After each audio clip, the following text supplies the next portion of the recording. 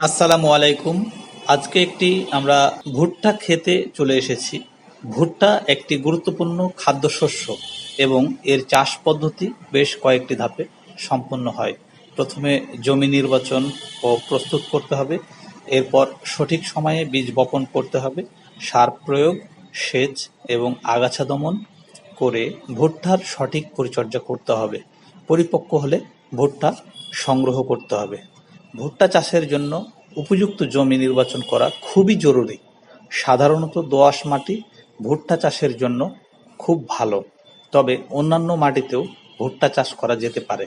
জমি ভালোভাবে চাষ করে আগাছা পরিষ্কার করে নিতে হবে। সেচ এবং আগাছা ব্যবস্থাপনার দিকে মনোযোগ দিতে হবে। ভুট্টা চাষের গোড়ায় যেন পানি না জমে সেদিকে খেয়াল রাখতে হবে এবং প্রয়োজন অনুযায়ী সেচ দিতে হবে। আগাছা জন্মালে তা পরিষ্কার করতে হবে। ফসল পরিপক্ক হলে মোচা সংগ্রহ করতে হবে। মোচা সংগ্রহ করার সময় খেয়াল রাখতে হবে মোচাগুলো চকচকে খড়ের রং ধারণ করলে এবং পাতা কিছুটা হলুদ হয়ে গেলে মোচা সংগ্রহ করার উপযুক্ত সময়। সংগৃহীত মোচা রোদে ভালোভাবে শুকিয়ে মাড়াই করে দানা সংগ্রহ করতে হবে। সবাইকে অসংখ্য ধন্যবাদ সঙ্গে থাকার জন্য।